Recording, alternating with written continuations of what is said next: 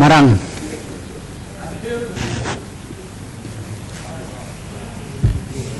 Assalamualaikum warahmatullahi wabarakatuh. Selamat sejahtera. Tuan Pertua bagi menyertai perbahasan undang-undang perubahan aman yang bentang hari ini, saya menegaskan bahawa demokrasi mewajibkan islah di sepanjang masa. Kerana masa berubah dan masyarakat juga berubah. Termasuk dalam amalan demokrasi, hak rakyat berhimpun secara aman. Demokrasi bukan sahaja pilihan raya, termasuklah rakyat secara langsung boleh berhimpun secara aman untuk menunjuk rasa mereka terhadap apa-apa kesilapan yang dilakukan oleh kerajaan ataupun mengaturkan tuntutan mereka. Dalam undang-undang masih terdapat ruang tindakan yang menghalang kerana hak bertindak sewenang-wenang dan peluang provokasi daripada berbagai pihak masih wujud yang boleh menjejaskan keamanan mereka yang demonstrasi. Bukan mereka yang salah, tapi orang lain yang salah. Boleh jadi provokasi berlaku di pihak kerajaan dan pihak yang lain. Ini tidak ada satu jaminan dalam undang-undang ini. 4 perkara telah dipindah lagi setelah Yang Berhormat Perdana Menteri membentangkan, menandakan banyak ruang yang lemah, menunjukkan betapa adanya kegopohan membentangkan rang undang-undang ini. Kita belum menyadari bahawa banyak perkara, banyak negara dalam dunia melakukan perubahan dalam amalan demokrasi mereka yang mereka tidak jumut. Mereka melakukan islah ke arah yang lebih memberi dan menjamin hak rakyat, bukan ke arah menyempitkan hak rakyat yang menakutkan rakyat. Di negara barat, perubahan demokrasi daripada demokrasi purba kepada demokrasi moden yang berlaku perubahan hari ini setelah kajian ilmuwan orientalis daripada kitab-kitab fiqh politik Islam, Muqaddimah Mukhadun, Ahkam Sultaniyah, ada wazir yang terjemah dalam bahasa-bahasa barat. Dahulunya mereka mengubah kerajaan sehingga mengorbankan raja, menteri dan mengorbankan jutaan rakyat. Sekarang mereka buat perubahan melalui demokrasi moden. Apa yang penting, mengapa kita yang menganut Islam, yang memimpin kerajaan, mungkin parti yang memerintah UMNO, yang tulang belakang Barisan Nasional, tidak boleh menunjukkan satu contoh yang baik, bukan sahaja untuk mengislahkan negara, termasuk kepada kalangan masyarakat majmuk di negara ini. Mengikut Islam, kerajaan adalah amanah. Amanah kepada pemimpin, amanah kepada rakyat seluruhnya. Bukan saja amanah kepada pemimpin, termasuk amanah kepada rakyat. Bukan saja pemimpin yang boleh membuat muhasabah terhadap rakyat, termasuk rakyat juga boleh membuat muhasabah terhadap pemimpin. Dan kerajaan yang menganggap dia mahu memerintah dan berkuasa selama-lamanya, kerana yang maha suci hanyalah Allah SWT. Kerajaan manusia tetap memberi kelemahan yang wajib dibaiki dan wajib dikritik. Oleh kerana itu, hak memerintah bukan sahaja hak amanah kepada kerajaan, termasuk hak amanah kepada pemimpin, kepada rakyat.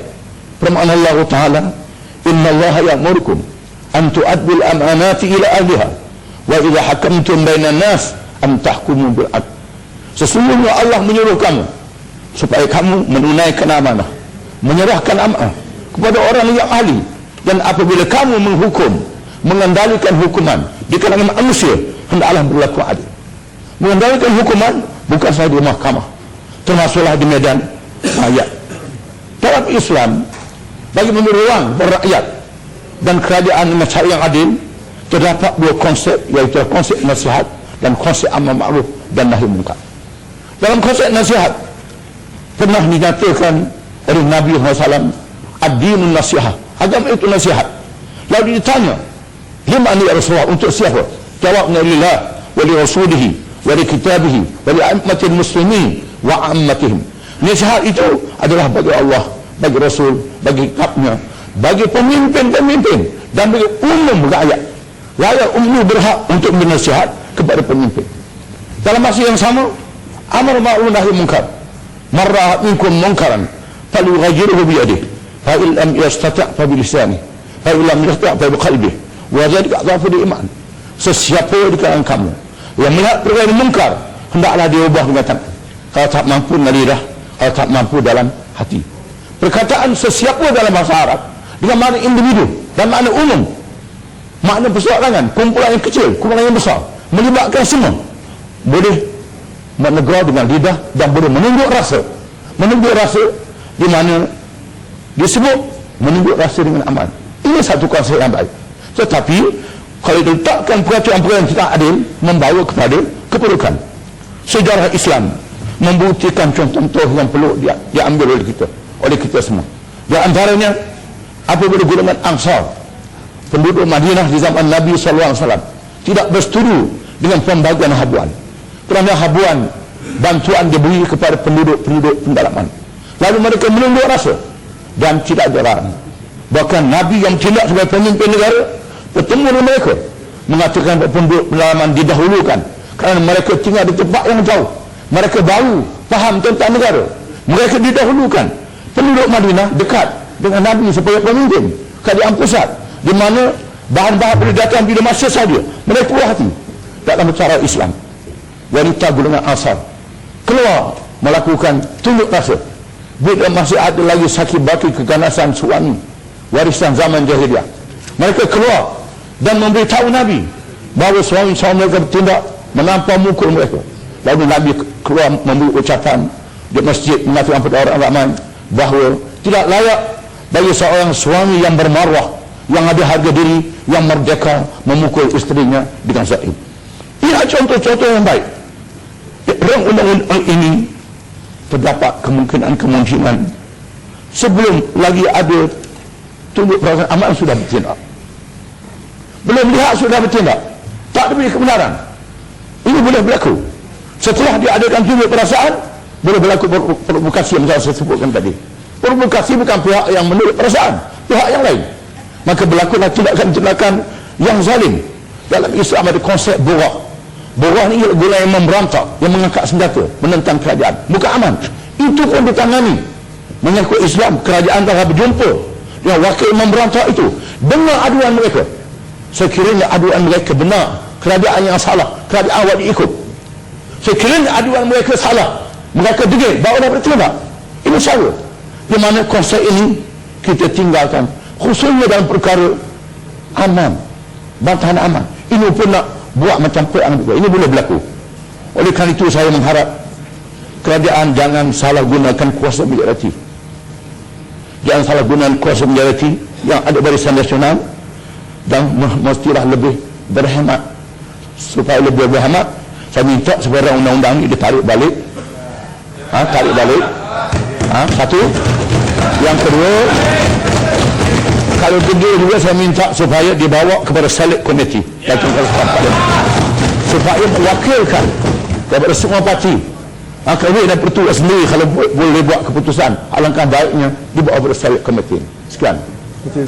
Yang Marang, saya ada pencerahan setiap. Terima kasih Yang Marang.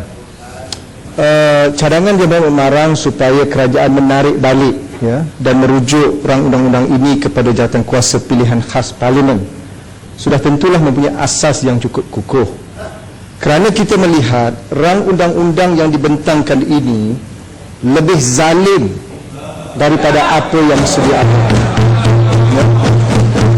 Yang keduanya, dia juga memperlihatkan bahawa Perdana Menteri memperdayakan rakyat, membohongi rakyat dengan janji-janjinya menjelang Hari Malaysia yang lalu. Sebab dalam ucapan Perdana Menteri, beliau menjanjikan sebuah negara yang lebih demokratik. Tetapi apa yang kita lihat sebagai contoh, Seksyen 27 Akta Polis hari ini menyatakan kita boleh memohon permit, kalau ditolak oleh OCPD, ianya akan dirujuk kepada CPO, Ketua Polis Negeri. Tetapi dalam rang undang-undang yang dibekalkan kepada kita pada hari ini, ianya tidak boleh dirayu kepada Ketua Polis Negeri, terus kepada Menteri Dalam Negeri. Maknanya kita memberi kuasa mutlak kepada Menteri. Sedangkan kalau dirujuk, satu-satunya negara yang membenarkan Menteri menimbang rayuan adalah Zimbabwe. Ini menunjukkan Malaysia ini bukannya maju ke depan, tetapi telah maju ke belakang dan sama taraf dengan Zimbabwe. Sebab itu kita minta supaya cadangan yang bawa marang itu kita tarik balik rang undang-undang ini, dan saya mintalah ahli-ahli parlimen, UMNO dan Barisan Nasional jangan mengambil kira kuasa majoriti, kerana rakyat sedang melihat sama ada kita ini pejuang hak rakyat ataupun pejuang Perdana Menteri. Ini sedang dilihat. Kalau tidak, rang undang-undang yang diluluskan ini satu rang undang-undang yang zalim, Datuk Speaker.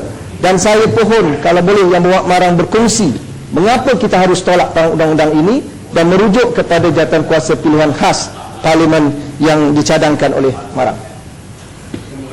Gambar kena masih dilihat kelemahan-kelemahan, bahkan ada tambahan, ada pindaan lagi setelah dibentang. Ini tanda kegopohan. Yang keduanya, macam tersebut, dia masih ada ruang-ruang untuk bertindak dengan sewenang-wenang terhadap rakyat yang dizalimi, yang dionyanya, yang memerlukan meluah rasa mereka. Sebab itu marang dia kata habis tadi, Rahmat. Ya, Dia kata habis, Rahmat. ya. Minta penjelasan marang. Saya minta Dia kata dah habis tadi, Rahmat. Ya, Yang Rahmat, dia bagi laluan dia masih. dia bagi tahu dan dia tarik balik apa yang dijanji kepada saya. Ya, ini juga satu kesalahan, Rahmat. Sedikit minta penjelasan pada marang. Terima kasih, Mas. Sikit. Belum habis lagi. Boleh minta penjelasan lagi. Ya. Rahmat. Terima kasih Datuk Mengisi Datuk Yang Dipertua. Saya merujuk pada rang Undang-Undang Perhimpunan Awam 2011. Saya mengingatkan diri saya yang berhormat Datuk Yang Dipertua, apabila membahas rang undang-undang ini, mudah-mudahan saya tidak tergolong daripada bersikap double standard, hipokrit ataupun munafik. Perkasa nak buat himpunan orang tak tahu. Itulah tak mendengar orang tak tahu. Sudah ditutup telinganya. Telinga dah ditutup. Telinga tidak ditutup. Daripada mendengar kebenaran sampai 5,000. Inilah telinga ditutup daripada mau dengar kebenaran.